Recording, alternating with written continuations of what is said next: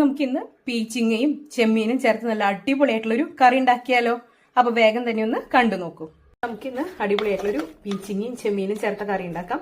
അതിനുവേണ്ടി ഞാനിവിടെ ഒരു ചെറിയ കഷ്ണം പീച്ചിങ് തോല് ജസ്റ്റ് ഒന്ന് ചുരണ്ടി കഷ്ണങ്ങളാക്കിയിട്ട് മുറിച്ചെടുത്ത് വെച്ചിട്ടുണ്ട്. ഇതിലേക്ക് ഒരല്പം മഞ്ഞൾപ്പൊടി ഇട്ട് കൊടുത്തിട്ടുണ്ട്.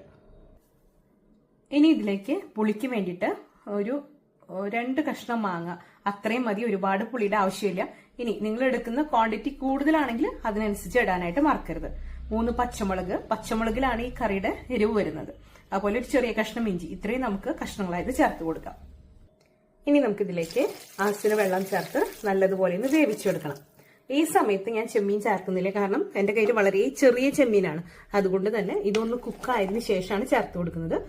ഇതിലേക്ക് കുറച്ച് ഉപ്പും കൂടെ ചേർത്തിട്ട് വേണം വേവിക്കാനായിട്ട്. നമുക്ക് ആവശ്യമുള്ള ഉപ്പ് ചേർത്ത് കൊടുക്കാം. ഇനി ഇത് അടച്ചു വെച്ച് വേവിക്കാം. അരപ്പിന് വേണ്ടിയിട്ട് ഞാനിവിടെ ഒരു വലിയ കൈപ്പിടി അളവിൽ തേങ്ങ എടുത്തിട്ടുണ്ട്. ഇത് നല്ലതുപോലെ അരച്ചെടുക്കണം, അതായത് നല്ല മഷി പോലെ നമുക്ക് അരച്ചെടുക്കാം. ഇവിടെ പീച്ചിങ്ങൊക്കെ നല്ലതുപോലെ കുക്കായിട്ടുണ്ട്. ഇനി നമുക്കിതിലേക്ക് ചെമ്മീൻ ഇട്ട് കൊടുക്കാം. ഞാനിവിടെ വളരെ ചെറിയ ചെമ്മീനാണ് കേട്ടോ എടുത്തിരിക്കുന്നത്. ഏത് സൈസിലുള്ള ചെമ്മീൻ വേണമെങ്കിലും നിങ്ങൾക്ക് ഉപയോഗിക്കാം. ഇനി നമുക്കിത് നല്ലതുപോലെ ഒന്ന് മിക്സ് ചെയ്യാം. ചെറിയ ചെമ്മീൻ ആയതുകൊണ്ട് തന്നെ പെട്ടെന്ന് ആവും. ചെമ്മീൻ ഒന്ന് കുക്കായിട്ട് വരട്ടെ, എന്നിട്ട് വേണം നമുക്ക് തേങ്ങയുടെ അരപ്പ് ചേർത്ത് കൊടുക്കാനായിട്ട്. ചെമ്മീൻ ചേർത്തതിന് ശേഷം നമ്മുടെ കറി നല്ലതുപോലെ തിളച്ചിട്ടുണ്ട്. ഇനി ഇതിലേക്ക് നമ്മൾ തേങ്ങയുടെ അരപ്പ് ചേർത്ത് കൊടുത്തു. നല്ലതുപോലെ ഒന്ന് മിക്സ് ചെയ്യാം.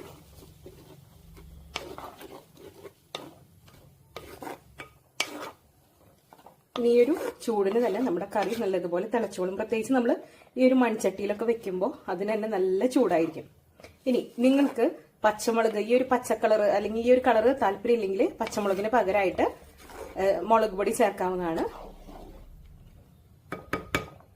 അപ്പൊ നമുക്കിനി സ്റ്റൗ ഓഫ് ചെയ്യാം, ഇതൊന്ന് അടച്ചു വെക്കാം. അതിനുശേഷം ഉള്ളി വറുത്തിടാം, അത്രയേ ഉള്ളൂ.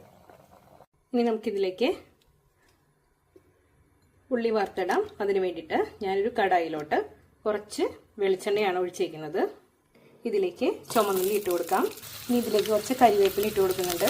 ഇനി ഇതിലേക്ക് ഒരല്പം കാശ്മീരി മുളക് പൊടി ചേർത്ത് കൊടുക്കുന്നുണ്ട്. ഇനി നിങ്ങൾക്ക് ആ കറക്റ്റ് യെല്ലോ കളറിന് വേണ്ടതെങ്കിൽ ഇതിന്റെ ആവശ്യമില്ല, അതല്ലെങ്കിൽ ഉണക്കമുളക് ചേർത്താലും മതി. ഞാനിവിടെ സ്റ്റൗ ഓഫ് ചെയ്തു. ഇനി ഇതിലേക്ക് ഒരു നുള്ള് ഉലുവ പൊടിച്ച് ചേർക്കുന്നുണ്ട്.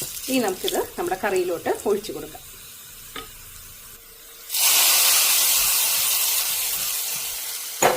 ഇനി ഇത് നല്ലതുപോലെ മിക്സ് ചെയ്യാം. നമ്മുടെ വളരെ ടേസ്റ്റി ആയിട്ടുള്ള ചെമ്മീനും പീച്ചിങ്ങയും കറി ഇവിടെ റെഡി ആയിട്ടുണ്ട്. ഇനി കുറച്ചു നേരം കൂടെ ഇരിക്കുമ്പോൾ ഇത് നല്ലതുപോലെ സെറ്റ് ആയിട്ട് വരും.